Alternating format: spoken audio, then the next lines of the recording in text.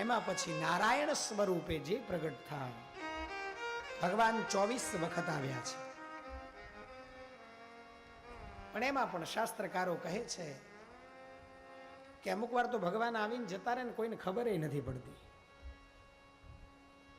આ તો વ્યાસજીએ ટાંક્યું, બધે વ્યાસજીએ લખ્યું.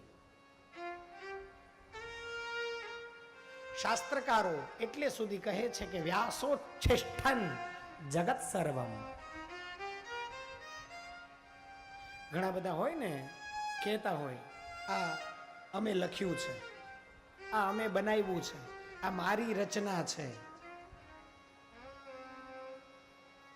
આ બ્રહ્માંડની અંદર એક પણ અક્ષર, એક પણ શબ્દ, એક પણ વાક્ય, એક પણ ગીત, એક પણ કવિતા, એક પણ સુક્તિ અને ઉક્તિ એવી નથી કે એક વખત એને વ્યાસજી ન બોલી ગયા હોય.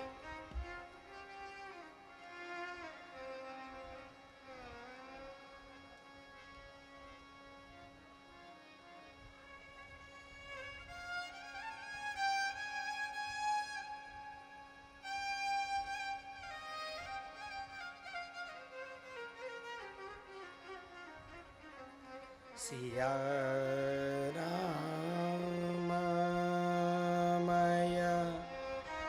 સબ જગ જાની કરહુ પ્રણામ જોરી જુગ પાની.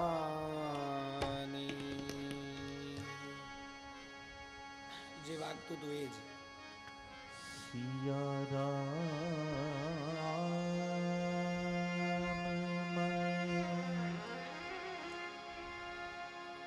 राम ही जगत का आधार है, वो ही तात है, वो ही मात है, वो ही भ्रात है. उनके बिना इस संसार में कुछ भी नहीं है. काई ज नहीं एना वगर. पण राम शब्दनी ओळखाण થઈ જાય ને તો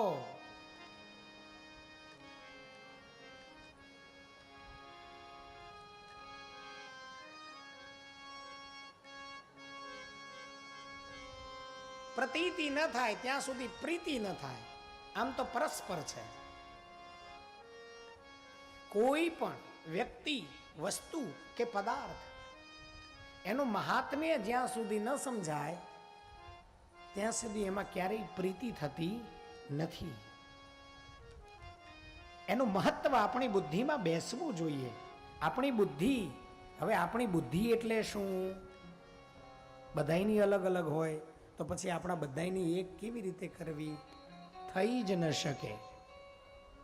કારણ તમારા વડવા, તમારું કુળ, તમારી પરંપરા,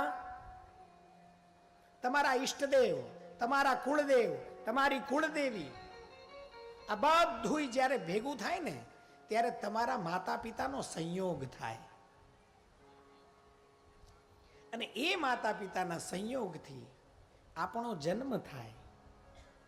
અને આપણો જન્મ જે પરિસ્થિતિમાં થયો છે, જ્યાં થયો છે, ત્યારથી લઈ અને તમે અત્યારે જેવડા પણ થયા છો, તમારી જે પણ ઉંમર છે ત્યાં સુધીમાં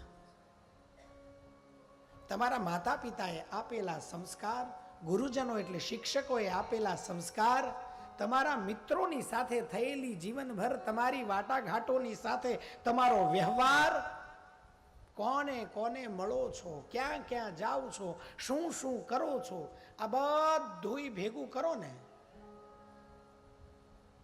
આ બધું ભેગું થાય ને એટલે નક્કી થાય કે તમારી બુદ્ધિ આવી છે.